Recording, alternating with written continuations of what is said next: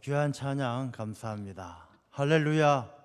하나님의 큰 은혜와 사랑이 또 여러분의 삶 가운데 늘 충만하시기를 주님의 이름으로 축원합니다. 우리가 민족의 명절인 추석이 얼마 남지 않았습니다. 우리 추석 명절을 통해서 또 여러분의 가정 가운데 더 화목함과 또 온 가족이 기쁨으로 은혜 가운데 보낼 수 있는 귀한 명절 되셔서 화목한 가정 이루어 가시게 될 줄로 믿습니다. 요즘에 얼마 전까지만 해도 뉴스를 통해서 보면 건국일, 건국절에 대한 논쟁이 있었습니다. 여야가 서로 생각이 좀 달라가지고 뭐 건국일이 언제냐, 이 강복절이 건국절이냐, 뭐 헌법 제정한 정부가 세워진 날이 건국일이냐, 아니면 상해 임시정부가 세워진 날이 건국일이냐, 뭐 이런 이야기들로 여야가 다툼이 있었습니다. 그런 다툼이 있다고 해서 사실이 다른 것은 아닙니다. 똑같은 사실, 상해 임시정부도 세워지고 1945년 8월 15일 날 광복도 되어지고 또 1948년에 재헌의회를 통해서 정부가 세워지고 똑같은 역사적 팩트, 있는 그대로의 사실이지만 생각하고 해석하는 게 서로 다른 것이죠. 그래서 역사를 보는 관점을 사관이라고 이야기합니다. 이 역사를 보는 관점을 사관이라고 이야기하는데, 똑같은 사건, 똑같은 팩트지만, 똑같은 일어난 사건이지만 보는 관점에 따라서 해석이 달라지고, 또 해석이 달라지면 그것을 받아들이는 그 사람의 삶이 달라지는 것이죠. 우리가 6.25 전쟁만 하더라도 우리 모두는 6월 25일 주일날 새벽 북한이 새벽에 쳐들어온 것으로 알고 있습니다. 그런데 북한의 사람들은 그렇게 알고 있지 않아요. 북한의 사람들은 6.25 전쟁이 남한의 괴뢰 도당들이 미제의 지원을 받아서 북쪽으로 쳐들어온 줄 알아요. 그래서 북한에 있는 사람들이 탈북해서 우리나라에 살고 있는 사람이 한 3만 5천 명 정도 되는데, 그들이 와서 역사에 대해서 가장 많이 놀라는 거예요. 자기들이 알고 있는 역사가 완전히 다른 것이죠. 저는 우리나라의 사극이 참 세계적으로 인기를 얻고 있는데, 이 사극을 보면은 정말 그 암투가 치열하고 이 당파 싸움이 정말 끝도 없고 그런 모습을 보면서 정말 과연 조선시대가 저랬을까, 그런 생각을 할 때가 있습니다. 우리가 조선왕조실록 500년 뭐 그런 것도 마찬가지고, 조선왕조 500년 뭐 그런 것을 비롯해서 많은 이 조선시대의 자료들이 있고, 또 우리가 그 역사 공부를 통해서도 배울 때 보면 뭐 노론이다 소론이다, 남인과 북인 뭐 이래가지고 맨날 싸우고 그냥 사람들 모함해서 죽이고 뭐 이런 일들이 500년 동안 계속 반복되어져 있는 것을 봅니다.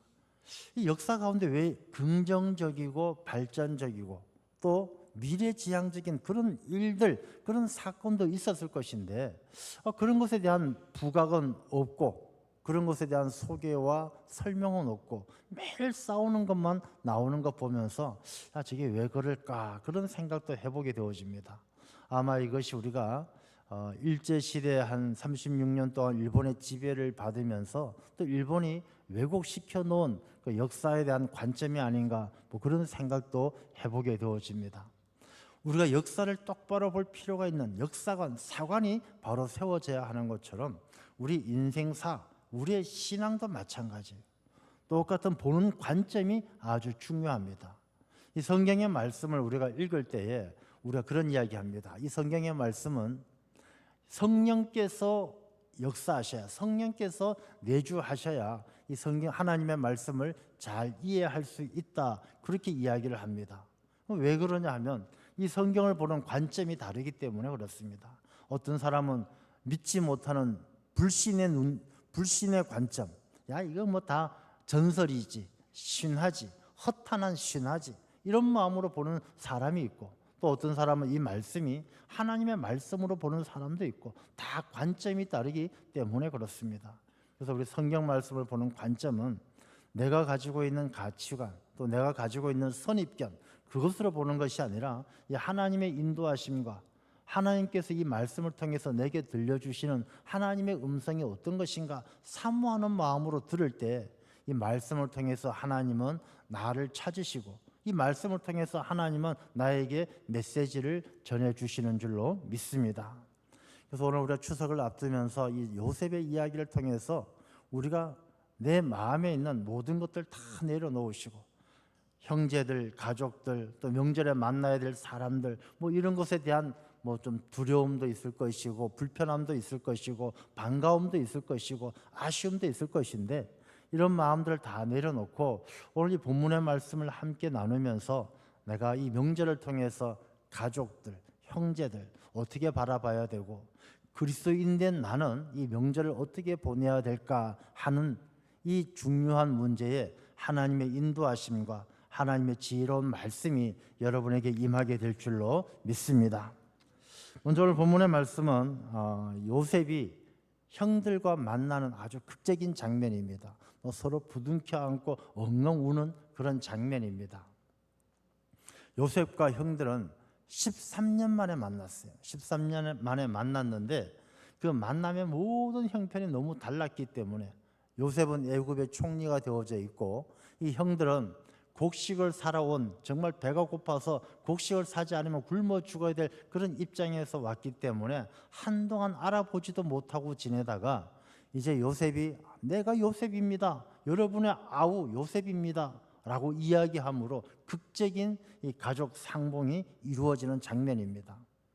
저는 이 본문의 말씀을 이렇게 보면서 떠오르는 장면이 아마 우리 민족의 비극 가운데 하나겠지만 이 이산가족 상봉이라는 게 있었어요.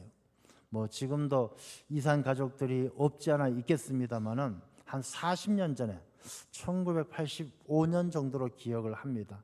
우리가 이산가족 상봉 그 프로그램 TV 프로그램을 통해서 막 전국의 수많은 사람들이 전쟁 때 잃어버렸던 형제들 가족들 찾아가지고 TV에 나와서 막 서로 만나가지고 야 너 옛날 집에 우리 집 마당에 우물 있었던 거 기억해? 기억하죠. 내가 우물에 빠졌었죠.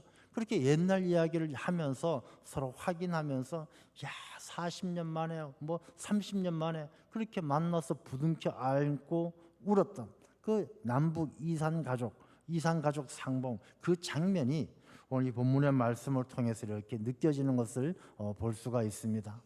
그래서 이 본문의 말씀을 우리가 함께 나누면서 우리의 형제 자매 가족들 또 이 명절을 앞두고 만나는 우리의 형제들을 우리 그리스도인들은 어떻게 사랑해야 되고 어떻게 우리가 만나야 되는가 그걸 함께 나누고자 합니다. 자, 요셉과 요셉의 형들은 아버지가 누굽니까? 아버지가 야곱입니다. 야곱은 여러분들이 뭐 잘 아는 인물이죠. 야곱은 나중에 바로 왕 앞에 섰을 때 바로가 이제 물어볼 때 야곱이 그렇게 이야기합니다. 내가 130년을 나그네 길 130년을 살았습니다. 130년을 살았는데 험악한 세월을 살아왔습니다. 그렇게 이야기합니다. 야곱이란 인물은 130년 인생의 나그네 길을 살아오면서 굉장히 험악한 인생을 살았다는 것입니다. 근데 오늘 본문의 말씀에 등장하는 이 형과 요셉은 그 야곱의 아들인데 야곱의 가족 상황을 보면 야곱의 아내가 4명입니다. 야곱의 아내가 4명이고 아들이 12이고 딸이 하나예요.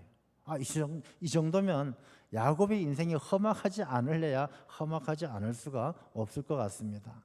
자, 이 야곱의 이 아들들의 이야기인데 먼저 이 요셉은 어떤 사람이냐 하면 야곱이 가장 사랑했던 아내 라헬의 큰아들이에요.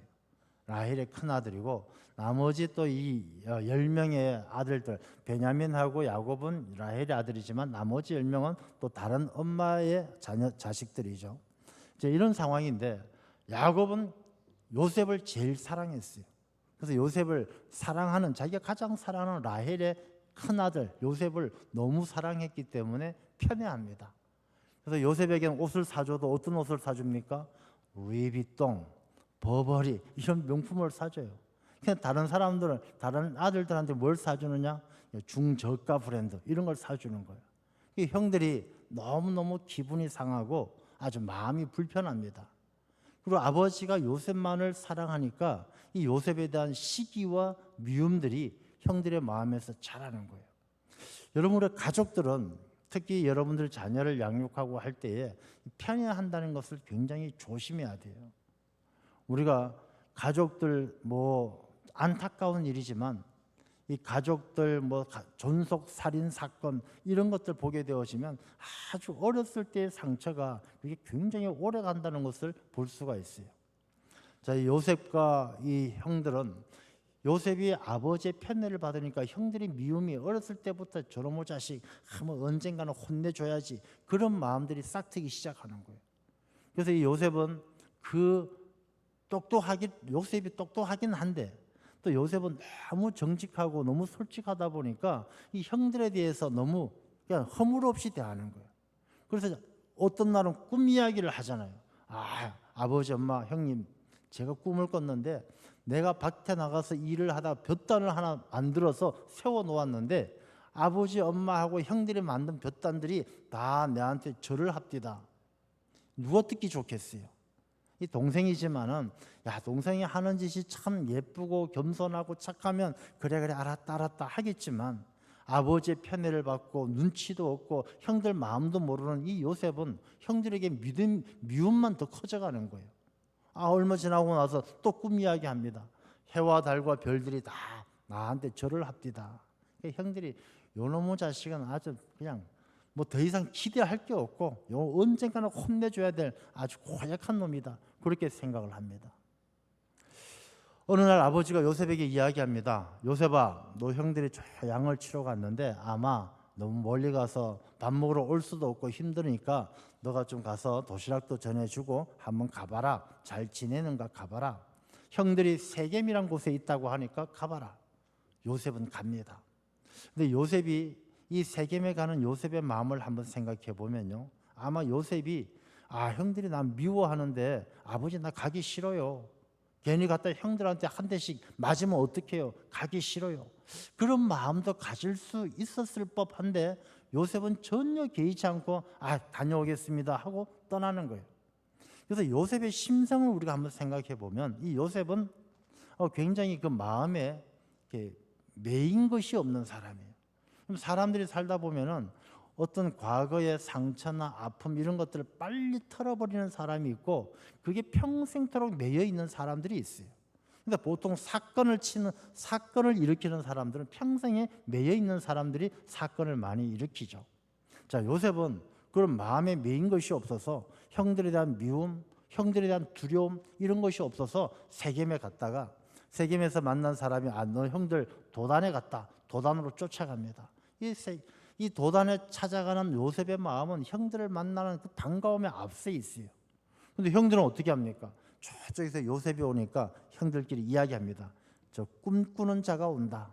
저놈의 자식 꿈쟁이 맨날 꿈 이야기 해가지고 우리 속을 뒤집어 놓는 저놈의 자식이 저기서 오는데 이거 찬스다. 저놈 아주 혼내주자. 죽여버리자. 저놈 죽여버리고 저놈 옷에다가 루이비통 그 옷에다가 짐승을 잡아서 피를 칠해가지고 아버지한테는 이 요셉이 아마 곰을 만나서 맹수를 만나서 죽은 것 같습니다. 이렇게 이야기하자. 그렇게 형제들끼리 이야기를 해요. 그럴 때 루벤이란 제일 큰 형이 이야기하죠. 우리 형제끼리 죽일 게 뭐가 있어? 죽이지 말고 저 구덩이 있는데 저 구덩이에 집어 던져 놓고 가자. 그렇게 이야기합니다. 이 루벤은 아마 요셉이 빠져 있으면 자기 동생 루벤이 제일 큰 형이니까 자기 동생들 없을 때 건져 주려고 그렇게 생각하고 그랬어요. 근데 이 루벤이 잠깐 자리를 비웠을 때 이 구덩이에 빠진 요셉을 이 다른 형제들이 이건 안 되겠다. 이건 죽여버리자. 그럴 때 유다가 이야기하죠. 유다가 형제인데 우리가 어떻게 죽이냐. 저기 지나가는 이스마엘 상인들 저 사람들한테 팔아버리자. 노예로 팔아버려요. 은 20에 팔아버려요. 자, 요셉은 그렇게 해서 애굽으로 팔려갑니다. 그럼 요셉이 팔려갈 때 그 요셉의 마음을 한번 생각해 보세요. 자, 여러분들 이것을 요셉과 형들의 이야기로 생각하지 말고 어쩌면 여러분이나 저나 어렸을 때부터 지금까지 살아오면서 형제들 간에 있었던 갈등들, 가족들 간에 있었던 갈등들, 이 정도 팔려가고 죽이고 이 정도까지는 아니더라도 그 정도의 차이는 있을 수 있지만 형제들 간에 서로 이해하지 못하고 시기하고 미워하고 다퉜던 그런 일들과 한번 비교하면서 이 이야기를 한번 들어보십시오. 자, 요셉이 팔려갈 때 그 마음이 얼마나 형들에 대한 원망이 많았겠습니까?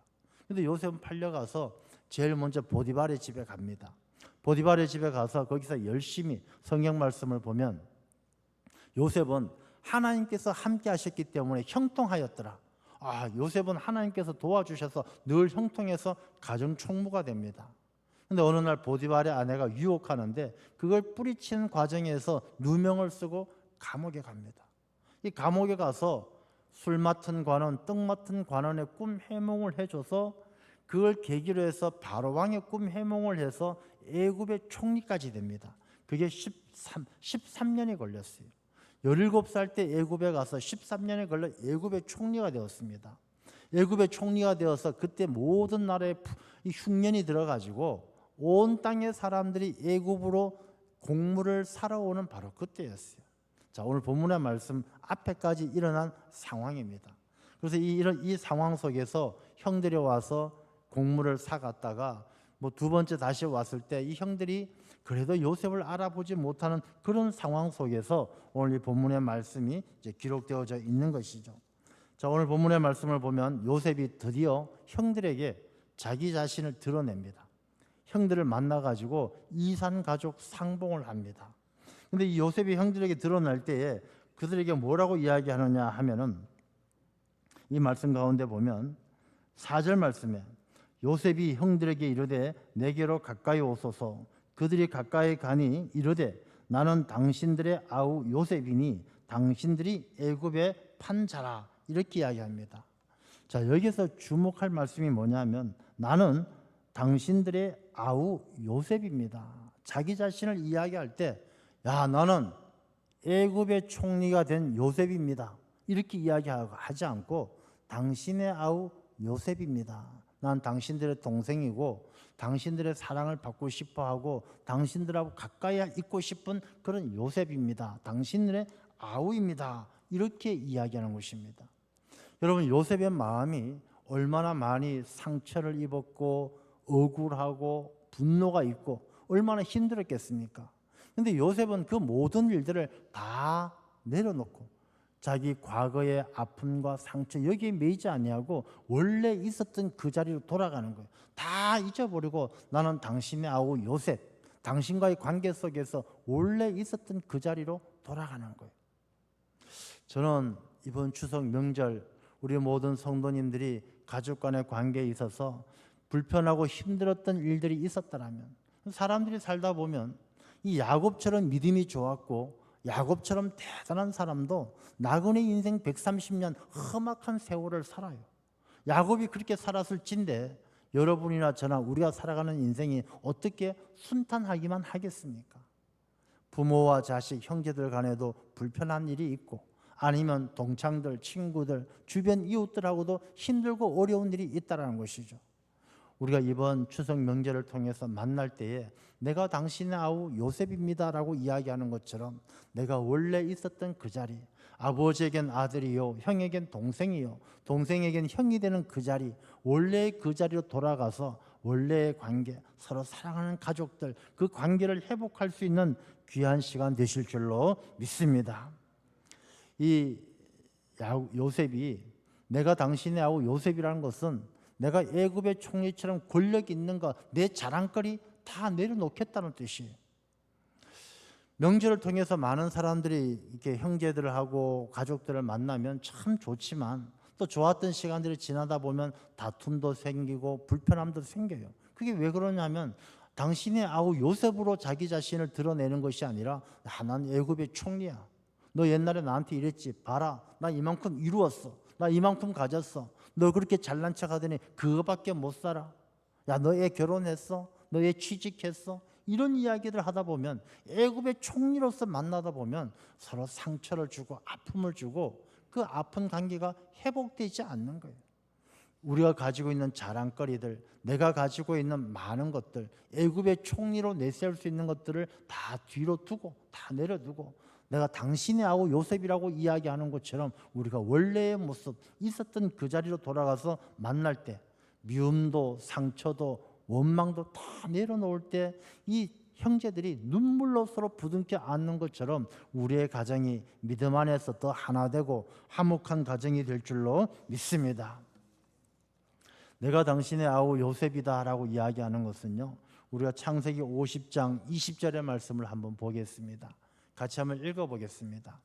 당신들은 나를 헤아려 하였으나 하나님은 그것을 선으로 바꾸사 오늘과 같이 많은 백성의 생명을 구원하게 하시려 하셨나니. 자, 요셉이 내가 당신의 아우 요셉입니다 라고 이야기할 때는 바로 저런 마음이에요. 오늘과 같이 하나님께서 선으로 바꾸셔서 오늘과 같이 많은 백성을 구원하게 하시기 위해서 하나님은 나를 사용하셨다는 거예요. 자, 이게 바로 사관이고 신앙관이에요. 관점이에요. 이 요셉은 자기가 당한 고난과 아픔 이런 것들이 내 형들 때문에 내가 얼마나 고생한 줄 알아? 형들 때문에 내가 죽을 뻔했고 종살이 했고 감옥살이 했고 내 형들 때문에 진짜 너무너무 고생했어.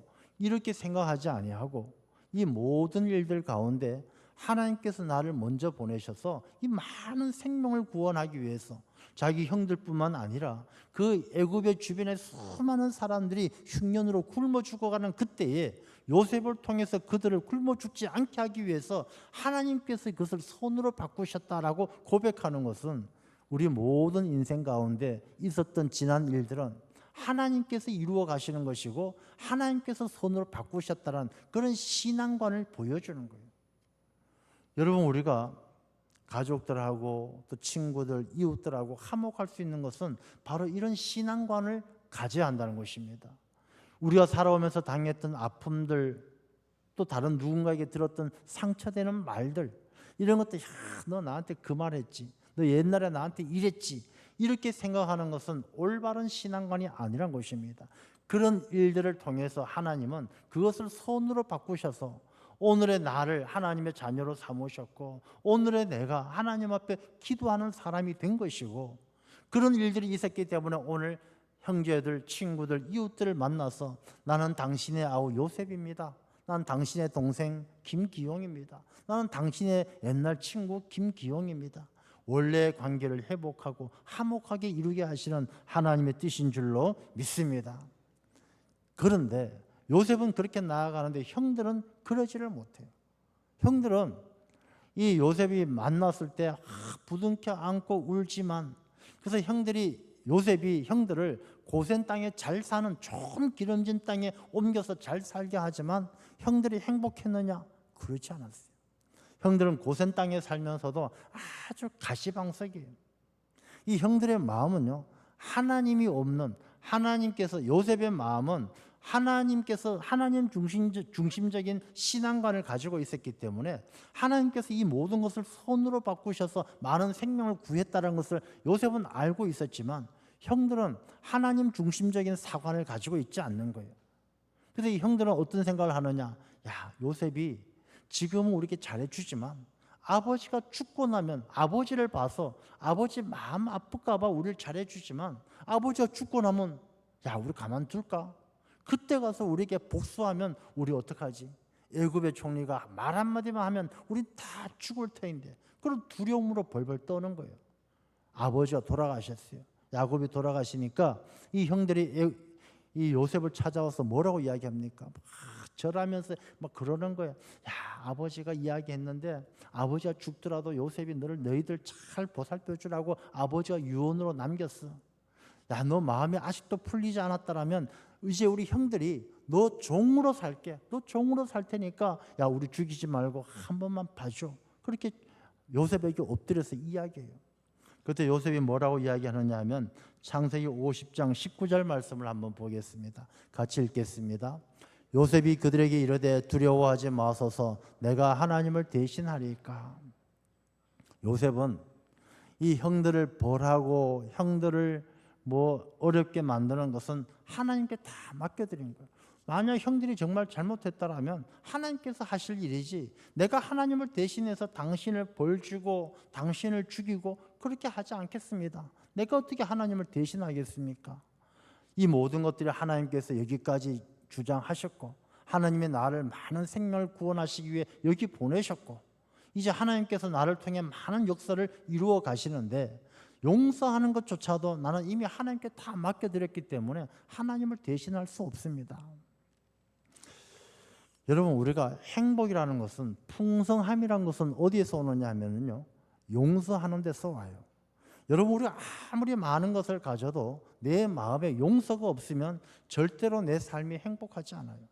저놈의 자식 미워 죽겠는데, 꼴도 보기 싫은데, 그런 사람이 있으면요, 내가 아무리 많은 것을 가져도 행복하지 않아요. 용서는 내가 어떤 사람을 원망하고 저주하잖아요. 이 용서하지 못하는 마음을 가지고 누군가를 저주하면 저주받는 그 사람이 고통받느냐? 그 사람은 더 잘 살아요. 우리 옛말에도 욕 많이 얻어먹으면 오래 산다 그러잖아요. 누굴 욕하고 저주한다고 해서 그 사람이 벌 받는 게 아니에요. 저주하고 욕하고 원망하면 자기 자신만 점점 더 병들어가는 거예요. 그래서 용서를 하는 사람이 자기 자신의 삶이 더 풍성해지는 거예요. 이 용서라는 것은 하나님께서 채워주시는 풍성한 은혜를 담을 수 있는 그릇이 용서예요. 우리 용서하는 마음, 감사하는 마음, 그런 것 없이는 하나님께서 아무리 우리에게 은혜를 부어주셔도 이 은혜는 다 줄줄줄 새는 거예요. 밑 빠진 독처럼 줄줄줄 새는 거예요. 여러분, 이번 추석 명절을 통해서 혹시나 여러분들 가족들 가운데 또 형제나 친구들이나 주변 이웃들 가운데 용서하지 못한 사람이 있다라면 내가 어떻게 하나님을 대신하리까? 내가 하나님처럼 어떻게 그 사람을 저주하고 심판하고 징계할 수 있겠습니까? 하나님께 다 맡겨드리고 우리가 이 요셉의 마음처럼 당신의 아우 요셉입니다라고 이야기하는 것처럼 그 사람에게 먼저 다가가서 요셉이 이야기하죠. 내게로 가까이 오소서, 그렇게 이야기합니다. 여러분, 내게로 가까이 오소서라는 게 무슨 의미입니까? 내게로 가까이 오소서. 내가 먼저 손을 내미는 거예요.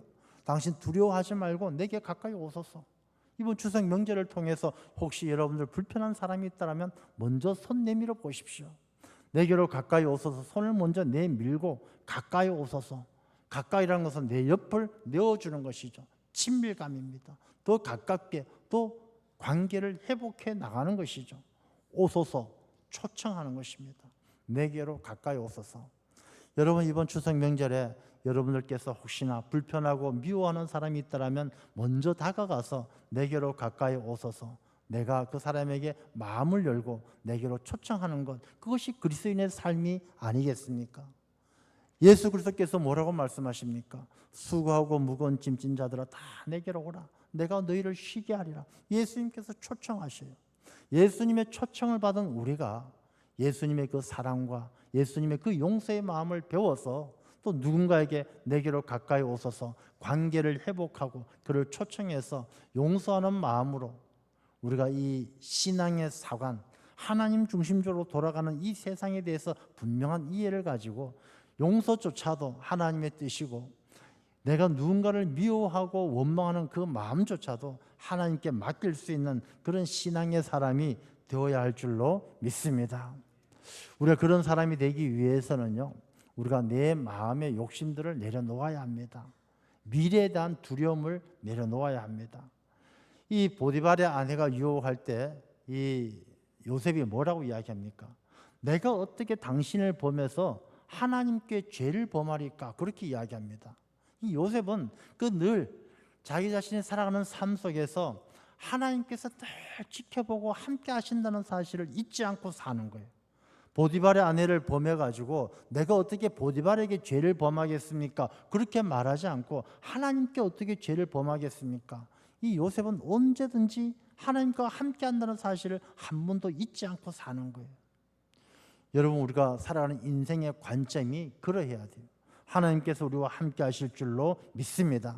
하나님이 지켜보시고, 그래서 우리가 살아가는 삶이 내가 어떻게 하나님 앞에 죄를 짓겠습니까? 그런 마음으로 살아가면 그 사람이 바로 하나님께서 요셉을 통해서 큰 역사를 이루어 가시는 것처럼 하나님께서 귀하게 쓰시는 일꾼이 된다는 것입니다.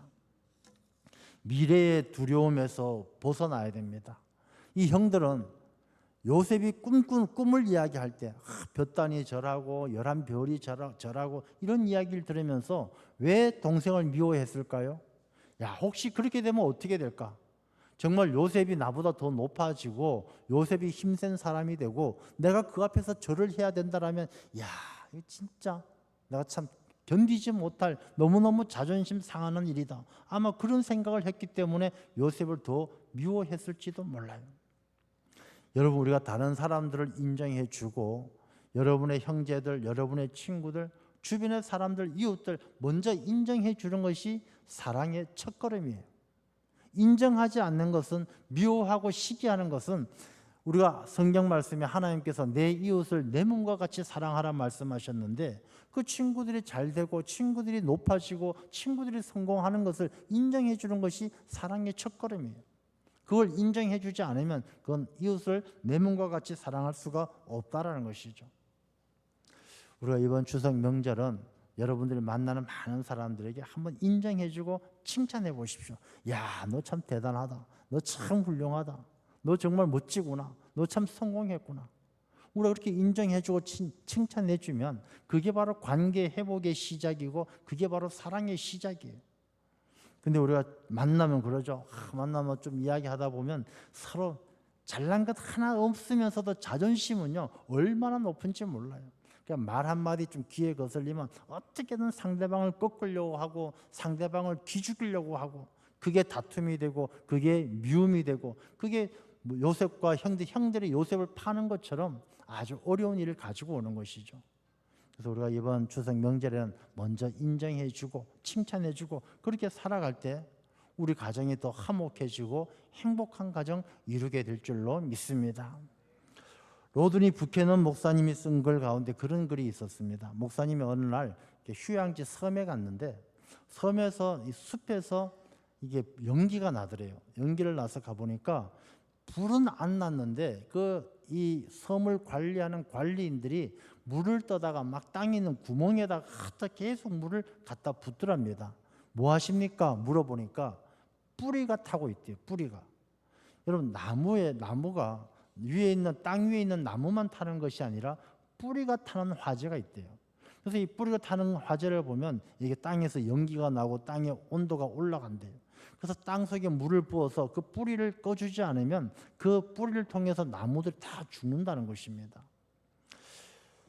여러분, 눈에 보이지 않더라도 어쩌면 우리의 삶, 우리의 가족들 가운데에도 우리 관계 속에서도 우리가 눈에 보이지 않지만 뿌리에 불이 붙어 있을지도 몰라요. 눈에 보이진 않지만 내 마음속 깊은 곳에 불편하고 원망하고 못마땅해 하는 그런 마음이 있을지도 모른다는 것입니다.